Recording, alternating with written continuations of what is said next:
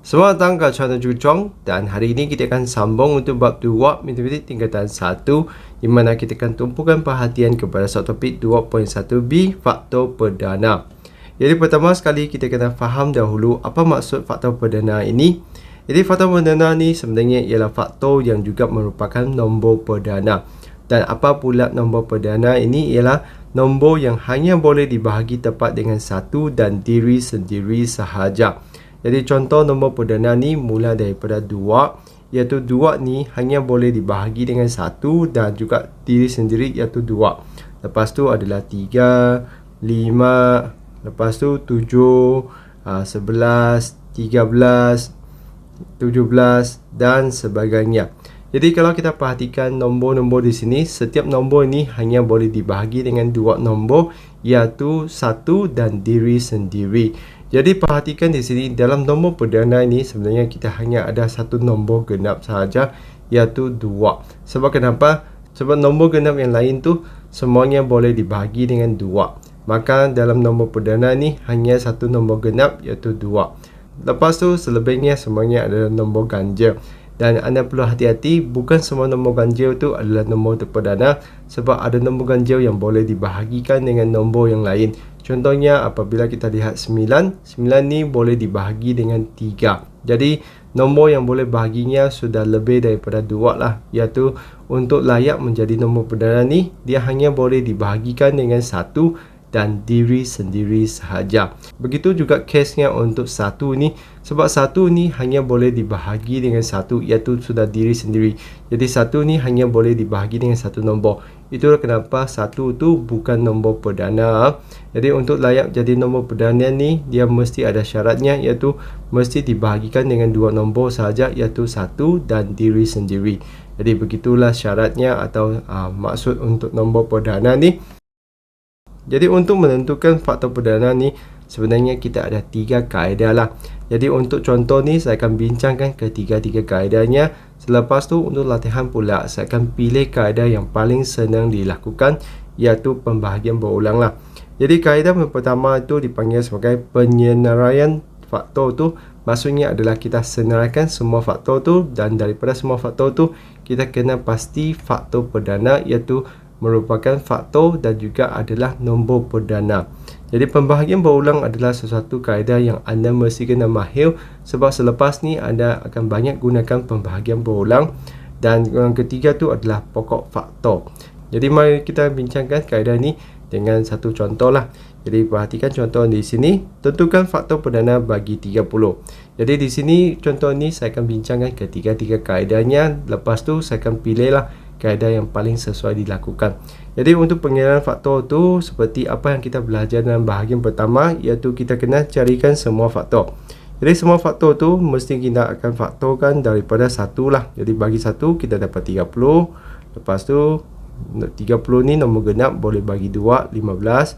Lepas tu 30 ni boleh bahagi dengan 3, iaitu jadi 10. Lepas tu 30 ni boleh bahagi dengan 5, jadi 6. Dan 30 ni boleh bahagi dengan 6, sama dengan 5. Jadi waktu anda nampak sampai dia berulang sudah, kita akan berhentilah. Dan di sini kita hanya perlu ambilkan nombor dari sini untuk jadi faktornya, iaitu nombor ini. Kalau anda terus bahagi tu, anda juga akan dapat nombor-nombor di sinilah. Jadi di sini waktu kita sudah nampak dia berulang, kita sudah boleh berhenti. Jadi sekarang kita akan senaraikan semua faktor. Faktor bagi 30 sama dengan kita senaraikan 1, 2, 3, 5, 6, 10, 15 dan 30. Jadi di sini kita kena pasti faktor perdananya, iaitu daripada faktor bagi 30 tu kita kena pasti manakah satu yang merupakan nombor perdana. Jadi kita akan mulakan daripada 2, 3, 5 dan selebihnya sebenarnya bukan nombor perdana sudah. Jadi jawapannya hanya 2, 3 dan 5 sahaja. Jadi ini merupakan faktor perdana bagi 30. Jadi inilah kaedah dipanggil sebagai penyenaraian faktor, iaitu kita carikan semua faktor dan daripada semua faktor tu kita kena pasti manakah satu faktor yang merupakan nombor perdana. Jadi begitulah kaedah pertama. Jadi kaedah yang kedua tu adalah dipanggil sebagai pembahagian berulang. Jadi kalau anda tidak pandai bahagi tu, saya cadangkan anda boleh gunakan kalkulator lah. Jadi di sini saya juga tunjukkan dengan gunakan kalkulator macam mana kita bahagikan. Jadi kalau anda lemah dengan bahagi itu, pastikan anda sediakan kalkulator anda untuk ikut langkahnya. Jadi di sini pembahagian berulang tu kita akan lukiskan seperti ini, iaitu satu L shape yang berbaring macam tu. Lepas tu kita akan tuliskan 30. Dan selepas ni kita akan pilih nombor perdana yang dapat bahagi 30 ni. Jadi 30 ni nombor genap, maka kita boleh bahagikan dengan 2. Jadi di sini kalau anda lemah untuk bahagi tu, anda tekan 30, lepas tu bahagi 2. Jadi anda akan dapat 15. Jadi anda isikan hasil bahagi di sini. Jadi ingat, apa yang anda isikan tu sebenarnya adalah hasil bahagi dan bukannya cara pembahagian seperti biasa tu. Jadi kena hati-hati ya.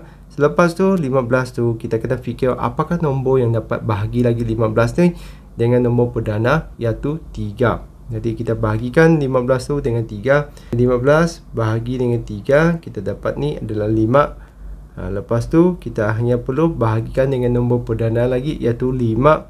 Dan kita dapat ni 1. Jadi untuk cara menggunakan pembahagian berulang ni, kita akan bahagikannya sehingga jadi 1. Dan nombor yang dipilih itu mestilah nombor perdana. Jadi faktor perdana di sini hanya adalah sama dengan 3 nombor itu, iaitu 2, 3 dan 5. Jadi adik-adik semua, adakah anda dapat memahami cara pembahagian berulang ni? Jadi semestinya kalau anda mahir sudah, cara ini adalah cara yang paling senang lah berbanding dengan cara yang sebelum ni. Jadi untuk pokok faktor ni pula, macam mana kita nak lakukan ni, sebenarnya adalah kita gunakan cabang-cabang macam tu.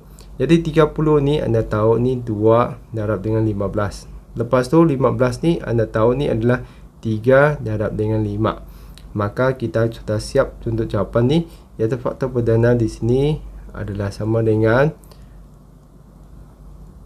2, 3 dan 5. Jadi untuk pokok faktor ni adalah hampir serupa dengan kaedah sebelum ni, iaitu pembahagian berulang. Cuma bezanya adalah pokok faktor ni adalah kita gunakan cara darab lah dua nombor untuk menjadi nombor sebelum ni. Jadi 30 tu adalah 2 darab 15. 15 ni adalah 3 darab 5. Jadi begitulah untuk jawapan contoh ini. Jadi selepas ni saya juga sediakan latihan untuk semua cuba. Jadi kalaulah soalan kita tidak menyatakan kaedah yang perlu digunakan, saya akan cadangkan semua gunakan pembahagian berulang lah. Sebab kaedah pembahagian berulang ni akan banyak digunakan untuk bab ini. Jadi pastikan anda semua dapat mahirkan kaedah itu. Jadi di sini saya akan gunakan kaedah pembahagian berulang tu untuk selesaikan semua latihan di sinilah. Jadi anda boleh cuba dahulu sebelum dengar penerangan saya. Jadi kita akan pilihkan nombor perdana untuk bahagikan 36 ni. Jadi disebabkannya nombor genap, maka kita boleh bahagikan dengan 2. Jadi kalau anda lemah untuk bahagi tu, boleh gunakan kalkulator untuk bantu, iaitu dapat 18. Selepas tu 18 ni masih nombor genap, maka kita bahagikan dengan 2 lagi. Kita dapat ni adalah 9.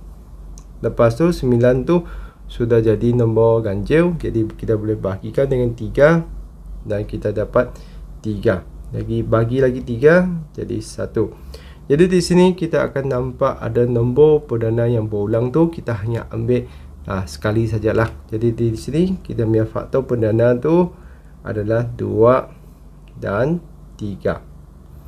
2 dan 3. Jadi begitulah jawapan untuk yang pertama ni. Lepas tu kita gunakan cara yang sama untuk 45. Jadi 45 boleh bahagikan dengan 5. Jadi kita dapat 9. Jadi bagi lagi dengan 3, kita dapat 3. Bagi lagi 3 jadi 1. Jadi di sini faktor perdananya adalah 5 dan 3. Macam itulah. Jadi kalau anda mahir untuk bahagi tu, sebenarnya anda tak perlu gunakan kalkulator lah. Kalkulator ni untuk bantu mereka yang lemah dalam pembahagian. Jadi 120 pun sama juga kaedahnya, iaitu kita boleh bahagi dengan 2. Jadi kalau anda lemah dengan bahagi tu, guna ni bahagi, kita dapat 60. Jadi ingat tuliskan 2. Disebabkan yang masih lagi nombor genap, kita bahagikan dengan 2. Jadi dapat 30. Masih nombor genap, bagi 2 lagi, dapat 15. Jadi di sini 15 tu boleh bagi 3, dapat 5. Bagi 5 jadi 1. Jadi di sini faktor perdana tu sama dengan 2, 3 dan 5. Jadi ini merupakan kaedah yang paling senang untuk menentukan faktor perdana. Jadi ingat, kaedah pembahagian berulang tu apabila kita bahagi tu, kita mesti kena pilihkan nombor perdana untuk bahagi sahaja. Kalau kita pilih nombor yang bukan nombor perdana tu, maka jawapan yang anda bahagi tu adalah silap lah. Contohnya kalau anda pilih untuk 9 tu bukan nombor perdana, jadi automatik itu tidak dapat jadi faktor perdana. Jadi ingat di sini kaedah pembahagian berulang tu apabila kita bahagi tu, kita perlu pilih nombor perdana dan kita hanya tuliskan hasil bahagi di bawah ini. Jadi kaedah ni akan banyak digunakan untuk bab ni lah. Jadi pastikan semua mahir dengan kaedah pembahagian berulang ni. Jadi begitu saja untuk video kali ini, iaitu membincangkan faktor perdana, iaitu faktor yang juga merupakan nombor perdana. Diikuti dengan 3 kaedah yang boleh kita gunakan untuk menentukan faktor perdana, di mana kaedah pembahagian berulang tu adalah kaedah yang lebih senang lah. Jadi pastikan semua mahirkan kaedah itu. Kalau rasa video Cikgu Chong ni membantu, jangan lupa untuk tekan like dan subscribe channel Cikgu Chong. Sekian, terima kasih, kita jumpa lagi.